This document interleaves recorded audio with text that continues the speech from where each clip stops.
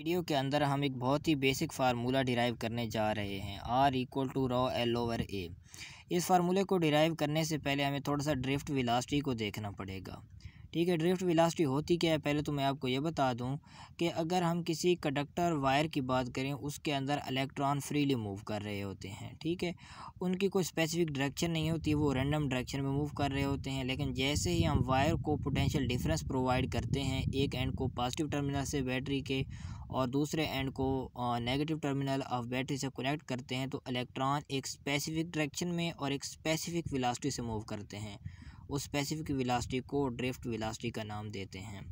तो हम सपोज़ करते हैं कि हमारे पास ये कोई वायर है और उसके अंदर चार्ज कैरियर इलेक्ट्रॉन मौजूद हैं और हम लिखते हैं ये number of charge carrier per unit volume equal to n। कि अगर हम वायर का यूनिट वॉल्यूम लें और यूनिट वॉल्यूम के अंदर जो चार्ज कैरियर हैं उनकी तादाद अगर n हो, तो टोटल चार्ज कैरियर की तादाद अगर हम निकालना चाहते हैं तो हमारा आंसर क्या आएगा, n into V. Total volume से यूनिट वॉल्यूम के चार्ज कैरियर को मल्टीप्लाई करेंगे तो टोटल चार्ज कैरियर उनकी तादाद मिल जाएगी कि 10 इलेक्ट्रॉन मौजूद हैं, 15 हैं, 20 हैं, 100 हैं, 1000 हैं, कितने हैं। तो ये इलेक्ट्रॉन की तादाद है। अगर हम टोटल चार्ज कि इस वायर के ऊपर टोटल कितना चार्ज है, पहले क्या था टोटल चार्जेस की तादाद, उनकी क्वांटिटी। अब हम टोटल चार्ज की अमाउंट निकालना चाहते हैं कि वो कितनी अमाउंट में मौजूद है, तो हम क्या करते हैं इस टोटल चार्ज कैरियर की तादाद को सिंगल चार्ज की क्वांटिटी, जितना चार्ज है सिंगल चार्ज कैरियर के ऊपर ई है, हम इलेक्ट्रॉन चूँकि सपोज किए हुए हैं तो ई से मल्टीप्लाई करेंगे तो ये टोटल चार्ज निकल आएगा जो इस वायर के अंदर मौजूद होगा। ठीक है, इस चार्ज को हम डेल क्यू से रिप्रेजेंट कर देते हैं। आंसर आएगा del Q equal to N E और वॉल्यूम को लिख सकते हैं एरिया इनटू लेंथ। तो ये हमारे पास रिजल्ट आएगा टोटल चार्ज का। अब ये डेल एक्स जो है ये लेंथ है, कौन सी लेंथ, जितनी लेंथ या जितना डिस्टेंस इलेक्ट्रॉन एक एंड से दूसरे एंड तक मूव करते हुए कवर करेंगे। तो इस डेल एक्स डिस्टेंस को हम वी डी इंटू टी लिखते हैं। वी डी क्या है, ये वो वेलोसिटी है जिसको हमने ड्रिफ्ट का नाम दिया है, ड्रिफ्ट वेलोसिटी। और टाइम टी है, जितने टाइम तक उन्होंने मतलब ये डिस्टेंस कवर करने में जितना उन्होंने टाइम लगाया है। ठीक है, तो हमें ये वी डी ही यूज़ करना पड़ेगा क्योंकि इलेक्ट्रॉन पोटेंशियल डिफरेंस की वजह से ड्रिफ्ट वेलोसिटी से मूव करते हैं।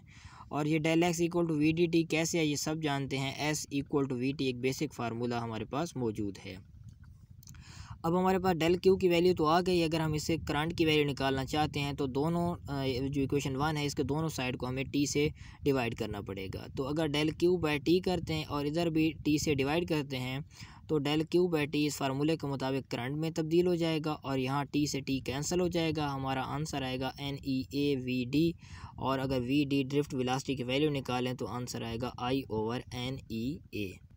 इसके बाद हम अपने बेसिक प्रूफ पे आते हैं।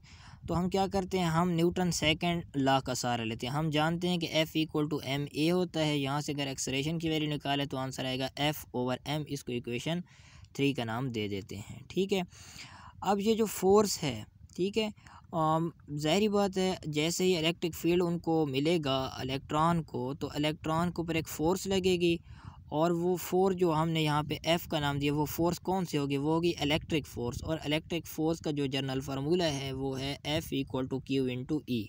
ये वैल्यू हम फोर्स की इक्वेशन 3 में अगर पुट कर दें तो एक्सेलरेशन का जो आंसर हम अगर यहाँ से F की वैल्यू यहाँ पुट कर दी है तो एक्सेलरेशन का आंसर आएगा क्यू ई ओवर एम।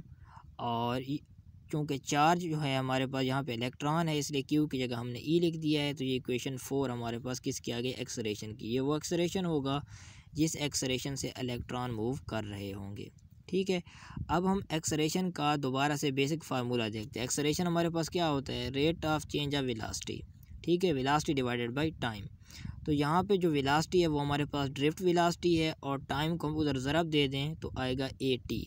ये टी को हमने टा क्यों लिखा है, टा इसलिए लिखा है कि ये जो टाइम होगा ये टाइम हमारे पास समझ लें कि एक टाइम पीरियड की मानिब होगा। इसको हम मीन फ्री टाइम भी का नाम भी दे सकते हैं। ठीक है, ये एक स्पेसिफिक टाइम होगा।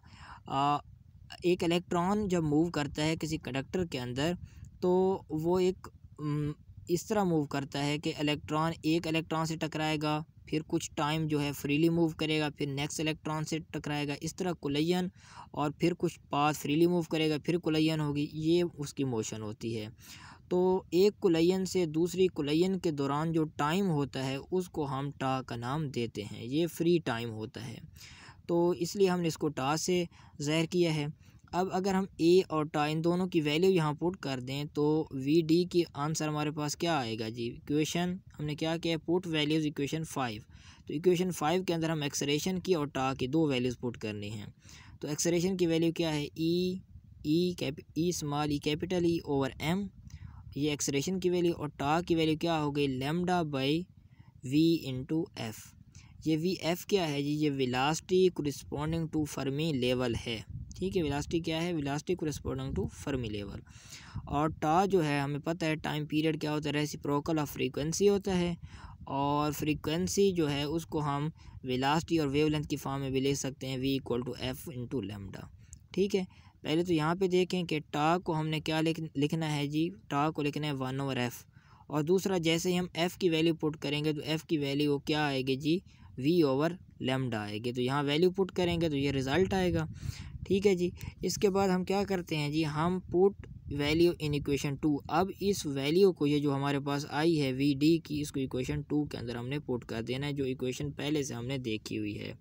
यहाँ पे हमने वी डी की वैल्यू पुट कर दें, एन ई ए पहले से मौजूद है और वी डी की वैल्यू यहाँ पे हमने पुट कर देनी है। तो आई की वैल्यू क्या आएगी, N E A capital lambda over M V F. ये हमारे पास इक्वेशन कौन सी आ गई जी, इक्वेशन 6 आ गई।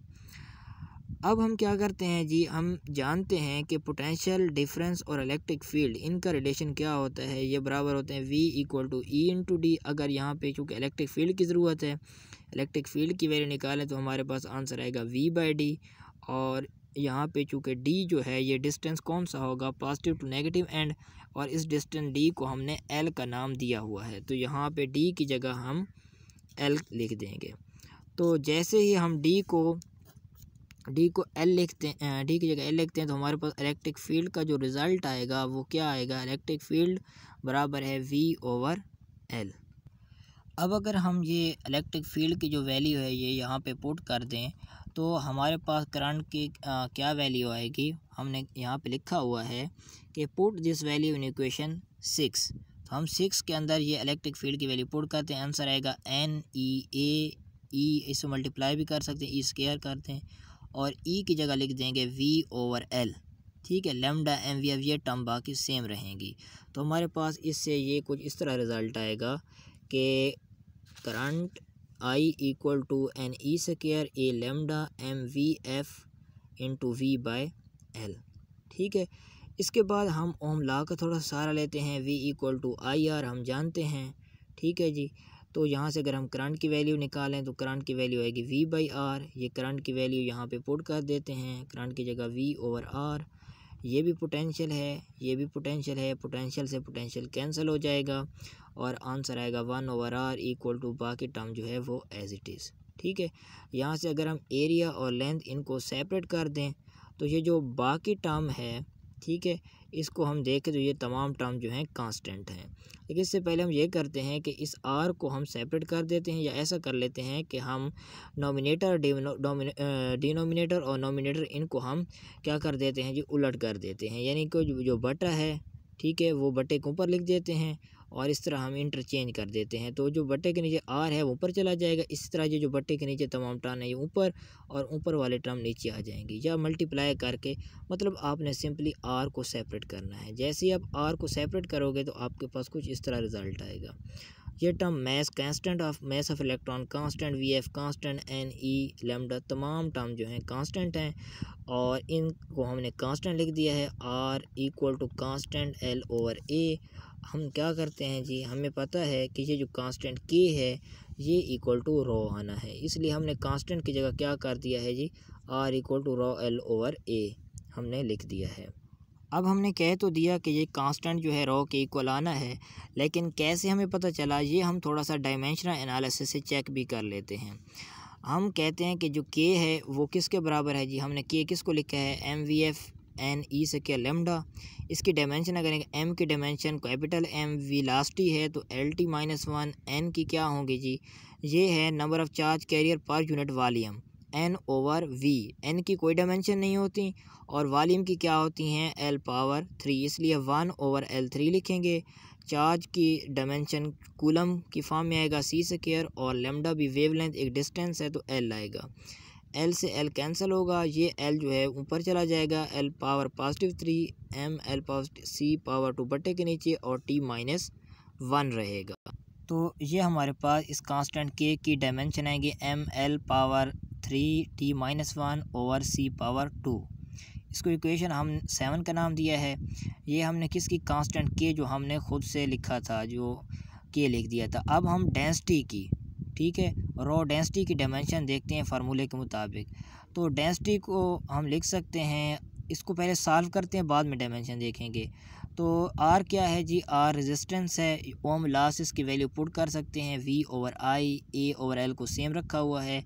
V equal to E into D, ये पहले से हमने देखा है, ठीक है। इसके बाद इलेक्ट्रिक फोर्स जो है ये इलेक्ट्रिक फोर्स है, जैसे पहले देखा है F equal to Q E, तो E की जगह हम F ओवर Q लिख सकते हैं। F बराबर है क्यू ई और E की जगह क्या लिख सकते हैं, F ओवर Q डिवाइड करने से, तो E की जगह F ओवर Q आ गया। DIAL, F को हम F इक्वल टू M में ले सकते हैं, DQ और करंट को लिख सकते हैं Q/T, A और L एज इट इज़ रहेगा, ठीक है जी।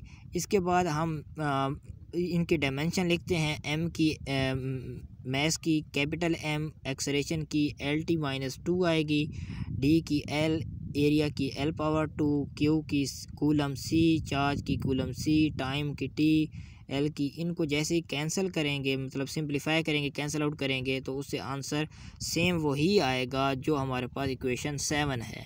मतलब कांस्टेंट k की और डेंसिटी रॉ की डायमेंशन सेम है। इसका मतलब क्या है, जो कांस्टेंट k है वो असल में डेंसिटी रॉ है। और इस तरह हमने लिख दिया कि डेंसिटी रॉ की डायमेंशन और कांस्टेंट k की डायमेंशन सेम है। इसी वजह से हमने क्या लिखा था जी, हमने लिखा था कि ये जो कांस्टेंट k है ये बराबर है रॉ के और R equal to rho L over A है। इस तरह हमने ये फार्मूला जो है प्रूव कर लिया है। एंड अगर आपको कोई कन्फ्यूजन हो तो आप कमेंट में पूछ सकते हैं। और thanks for watching the video.